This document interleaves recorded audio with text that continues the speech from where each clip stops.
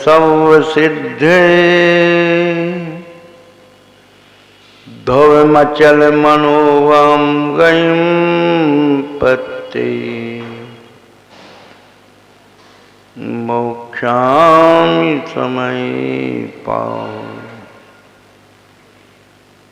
मेणमो स्वय केवली वनियम।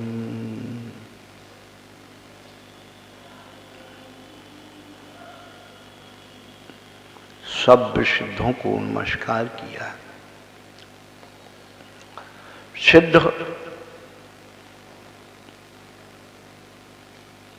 अवस्था में भी अनेक भेद हैं। पूजा में पढ़ते हो जल के विषय, थल के विषय, आकाश के विषय, कितनी जगहों से सिद्ध होते हैं। क्षेत्र काल गति तीर्थलिंग चारित प्रत्येक बुद्ध बोध ज्ञान अवगाह विकल्पता साध्य। मोक्ष पदार्थ में जितने भी सिद्धत्व आते हैं, इसलिए शब्द सिद्धि में ये पदार्थ का रूप छिपा हुआ है। प्रत्येक द्रव गुण पर्याय से सहित पदार्थ हुआ करते हैं। पदार्थ की परिभाषा ही सर्वद्रव गुण पर्यात्मकाती पदार्थ। इसलिए मंगलाचरण में सब सिद्ध रूप जो पदार्थ हैं या पदार्थ रूप सिद्ध हैं, उन सबको नमस्कार किया। सिद्ध कैसे हैं? ध्रुव रूप हैं। ध्रुवता से मतलब उनका गुण, अचलता का मतलब उनका द्रव, और अनुपम गति को प्राप्त यानी पर्याय। इस मंगलाचरण में पदार्थ, गुण, द्रव, पर्याय,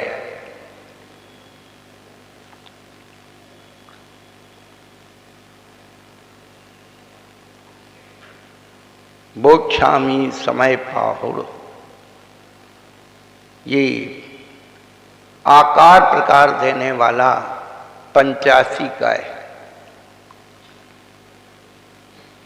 श्रुत केवली वणियम, श्रुत केवलियों ने कहा है। श्री समय सारी आत्म तत्व का दिग्दर्शन कराने वाला शास्त्र है, देशना है। ओम ओम ओम। और मनुष्यों के कोटे से शंका लेकर आए, हे भगवान, मैं अनादि से संसार में दुखी हूँ, मेरी एक शंका है, इसका प्रभु निराकरण करें। नमोस्तु गुरुदेव, नमोस्तु गुरुदेव, नमोस्तु। मुख्य श्रोता अपनी शंका रख रहे हैं। नमोस्तु गुरुदेव, नमोस्तु गुरुदेव, नमोस्तु गुरुदेव। मेरी जिज्ञासा है कि सामग्री चढ़ाते समय पढ़ा जाता है कि प्रासुक होना चाहिए, प्रासुक सामग्री को चढ़ाना चाहिए। प्रासुक शब्द का क्या? विगता निर्गता अश्वः शाप्राशुका।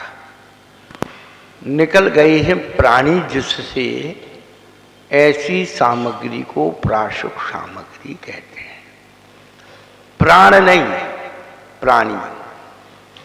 जैसे आप बाजार से सब्जी लाते हैं तो उस सब्जी को देख के सोचते हैं और पानी से धोते हैं, वो प्राशुक कहलाती है। इसी प्रकार से हम जो भी सामग्री चढ़ाते हैं वो प्राशुक होना चाहिए, यानी जीव जंतुओं से रहित होना चाहिए। बिना शोधे चावल चढ़ा दिए, सूरी आ गई, कणकें आ गई, बिना देखे शोधे फल फूल चढ़ा दिए, उसमें जीव जंतु रह गए, तो सम्मुक्षण जीव विरहिता इति प्राशुका। सम्मुक्षण जीवों से रहित प्राशुक सामग्री कहलाती है। प्राण रहित नहीं, प्राणी रहित। जो सामग्री है वो तो पहले से ही प्राण रहित है। आपकी बादाम है, उसमें कोई प्राण तो है नहीं, परंतु प्राणी हो सकता है। उसमें कोई जीव घुन जाती है, बना लेता है। चावल है, उसमें कोई प्राण तो है नहीं, तो उसको क्या करना है, तो ऐसे ही चला देना। तो उसके अंदर जो भी कण है, धान्य है या कंकड़ है या छुरी है, इन सबको शोधना, उसका नाम प्राशुक है। अब पुष्प आदि व्यक्ति चढ़ाते हैं तो उसके पाखुड़ियों के आधार से जीव रह सकते हैं, इसीलिए उसे झड़ा करके, देख करके, सोच करके चढ़ाना चाहिए। ऐसा पूज्यपादाचार्य ने सर्वार्थ सिद्धि ग्रंथ में भी लिखा है। अतिथि संविभाग व्रत के अतिचारों में लिखा है, अर्थ आचार्य के पूजा के उपकरण गंध धूप माल्यादे, गंध धूप और माला को देख सोच करके चढ़ाना। क्योंकि व्यक्ति इतनी धूप बना लेता है, उसमें जीव जंतु हो जाते, अमर्यादित हो जाती है। गंध भी इतनी घिसके रख लेता है, चंदन आदि रोज रोज कौन घिसे, उसमें भी सम्मुक्षण जीव हो सकते हैं। और पुष्पमाला आदि हम लाते हैं, उसके आधार से कोई जीव जंतु उसमें रह सकते हैं और उससे बाधा हो सकती है। लेकिन फूल चढ़ाएं और भौरा ना आए,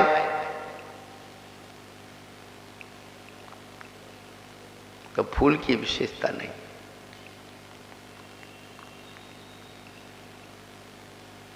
आप धूप जलाते हैं सुगंधित से और भौरे गुंजार करने लगते, धूप पे मधुप पे गुंजार।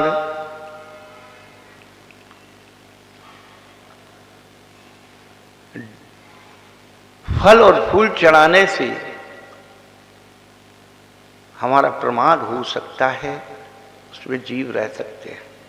लेकिन जब हम प्रतिदिन की पूजा में दीपक जलाते हैं, दीपक अग्नि काय है, ये जीवंत जीव इसके अंदर है और इसके संपर्क से यदि कोई मक्खी मच्छर आ गया तो वो बचेगा नहीं, नियम से मर जाएगा। फल और फूल पर कोई जीव आके बैठ भी गया तो वो मरेगा नहीं। इसीलिए प्राशुक शब्द जंतु रहित, प्राणी रहित सामग्री को अर्पण करना। दीपक भी विवेक से जलाना। अधिकतम घटनाएं घटती हैं दीपक से, अग्नि आदि लग जाती है। अब एक बहन जी अर्घ चढ़ाने गई, वो अर्घ पर दीपक रखा था।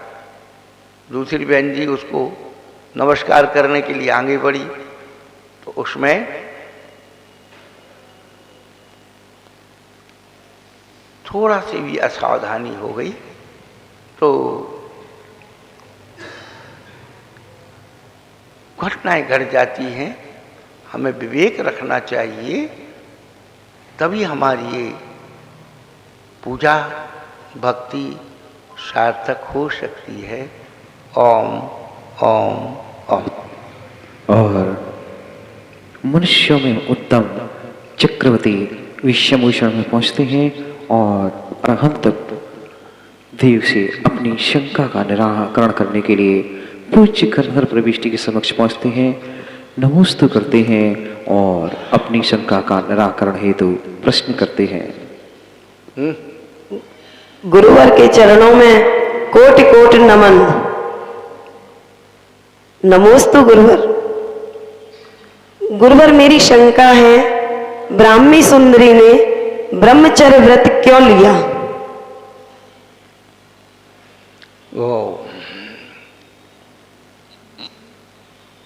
जब ब्राह्मणी और सुंदरी का शिक्षा काल चल रहा था, उनके पिताश्री ऋषभदेव अपने पुत्र और पुत्रियों को कलाएं सिखला रहे थे। पुरुषों की 72 कला, स्त्रियों की 64 कला।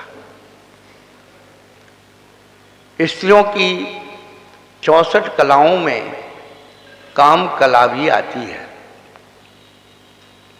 भगवान ऋषभदेव ने अपनी पुत्रियों को अंकलिपि, वर्णलिपि का ज्ञान प्रारंभ में दिया। एक ही दिन में नहीं होगी पूरी शिक्षा। जैसे जैसे उनका उम्र बढ़ती गई जैसे उनकी, तो फिर उन्होंने एक अवस्था में उन्हें काम शास्त्र पढ़ाया। बाहुबली को और ब्राह्मी सुंदरी को। बाहुबली ने काम शास्त्र पढ़ा था, इसलिए वो कामदेव कहलाए, और ब्राह्मी और सुंदरी ने उस काम शास्त्र को सुन करके उनके मन में विरक्ति हो गई। किंवदंती से सुनते आए हैं कि जब राजा महाराजा ऋषभदेव के दरबार में उन्हें आकर नमस्कार कर रहे थे, तो ब्राह्मी सुंदरी ने पूछा कि पिताश्री, आप वो सब नमस्कार कर रहे हैं, क्या आप भी किसी को नमस्कार करेंगे? तो किंवदंती से ऐसा सुनते आ रहे हैं कि पिताजी ने, ऋषभदेव ने कहा, बेटा तुम्हारे होने वाले पति को हम नमस्कार करेंगे। परंतु तो ब्राह्मी सुंदरी ने ऐसा नियम ले लिया कि हमारा पिता का सिर किसी के सामने ना झुके। ये किंवदंती से चला आ रहा है, लेकिन इसकी प्रामाणिकता किसी भी आगम ग्रंथ में नहीं है।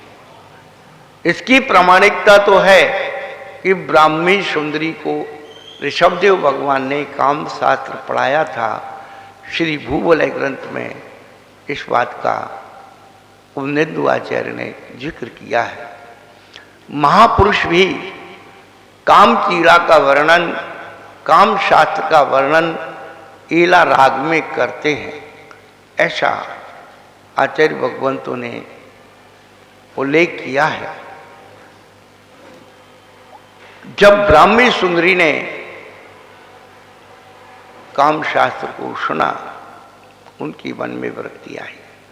दूसरी तरह से भी यदि अपन घटित करें कि जब कोई बच्ची गलत रास्ते पर जाती है तो माता पिता को सिर झुकाना पड़ता है, नीचा देखना पड़ता है, उनका सर नीचे हो जाता है।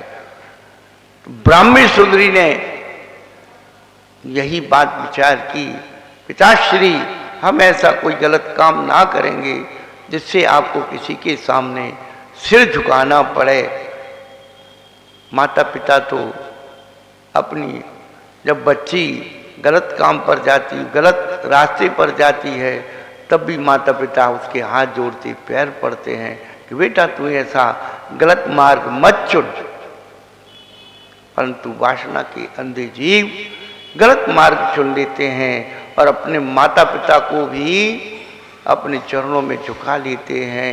ब्राह्मी सुंदरी ने ये विचार करके कि मैं व्यवहार में भी ऐसा गलत काम नहीं करूंगी कि जिससे मेरे माता पिता का सिर नीचा हो, उन्हें सिर किसी के सामने, दुनिया के सामने क्या मेरे सामने भी, मुझे भी उनका सिर उन्हें ना झुकाना पड़े। ऐसे व्यवहार धर्म से कारण उन्होंने ब्रह्मचर्य स्वयं स्वीकार किया था। ओम ओम। नमोस्तु। अगला प्रश्न।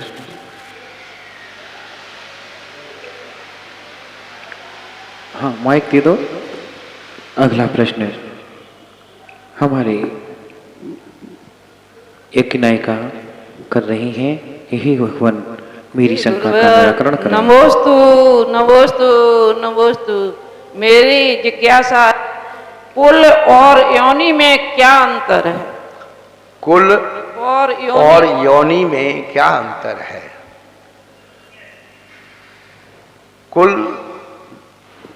पितृ पक्ष का जो होता है वो कुल कहलाता है। मातृ पक्ष जो होती है वो योनि या जाति कहलाती है।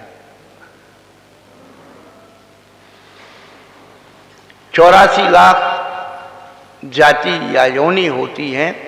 मुख्य रूप से 9 ही भेद हैं, सचित्त शीत उष्ण और अचित्त शीत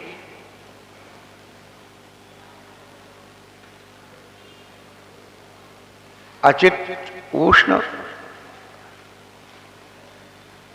और विव्रत। और भिन्न के सचित्ताचित शीतोष्ण और समृद्ध विव्रत, ऐसे 9 भेद हो जाते हैं। उन 9 भेदों में ही 84 लाख भेद हो जाते हैं। तो जिस स्थान पर जीव जन्म लेता है उस स्थान को योनि कहते हैं। और उस स्थान पर जन्म लाने वाले जीव का जो शरीर बनता है जिस द्रव्य से, वो कुल कहलाता है।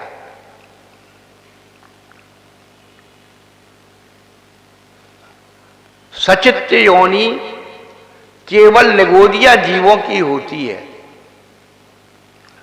जो लोग फल फूल आदि में भी सचित्ता मानते हैं उनकी भूल है। पहले हम भी यही मानते थे, लेकिन जब आगम पढ़ा तो सचित्त योनि केवल निगोदिया जीव की होती है। क्योंकि जीव के अंदर जीव, जीव के अंदर जीव, उनका जन्म होता है।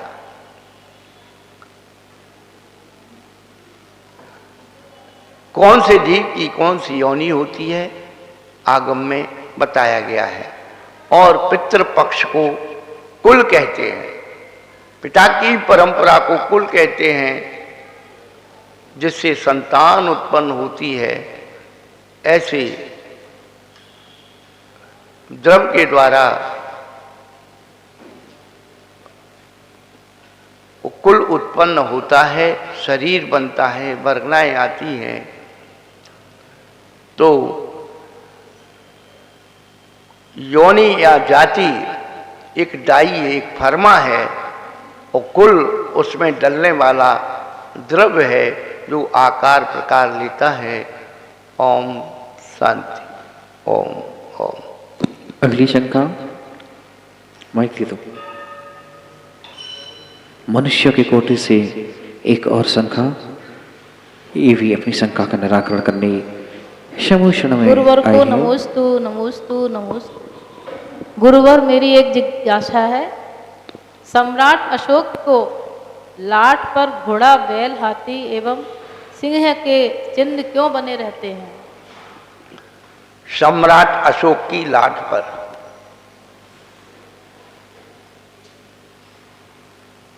घोड़ा, बैल, हाथी और सिंह, ये 4 चिन्ह बने रहते हैं।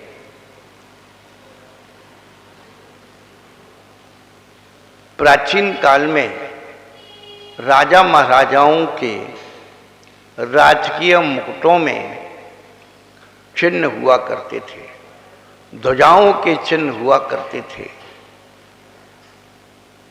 और वो उनके कुल परंपरा के प्रतीक हुआ करते थे, अमरता के प्रतीक हुआ करते थे। सम्राट अशोक जैन धर्मावलंबी था और जब उसे राज मिला तो उसके राजकीय चिन्ह की स्थापना हुई। उसको बनाने वाला एक जैन व्यक्ति था, आर्किटेक्ट।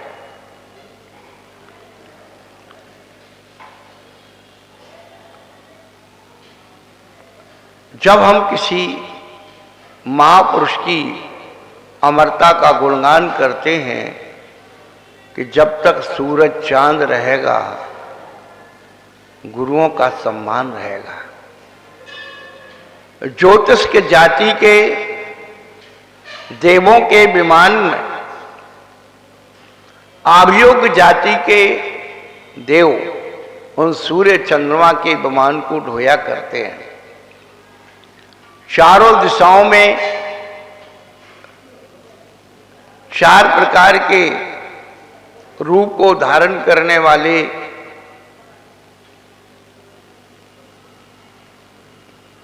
आभियोग जाति के देव होते हैं, जो बैल, घोड़ा, हाथी और सिंह का रूप धारण करके और उन विमानों को निरंतर ढोया करते हैं। तो ये चिन्ह सम्राट की अमरता का द्योतक कि जब तक सृष्टि में सूर्य और चंद्रमा रहें, सम्राट अशोक तेरा नाम अमर रहे।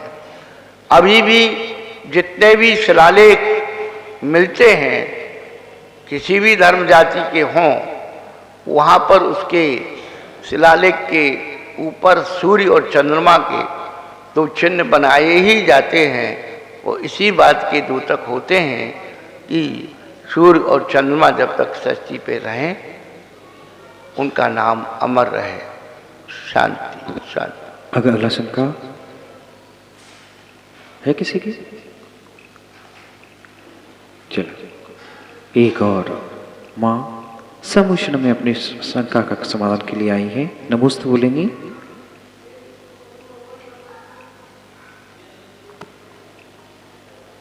हे गुरुदेव, नमोस्तु नमोस्तु नमोस्तु।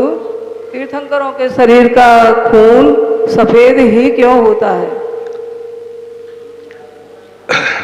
अभी बताया था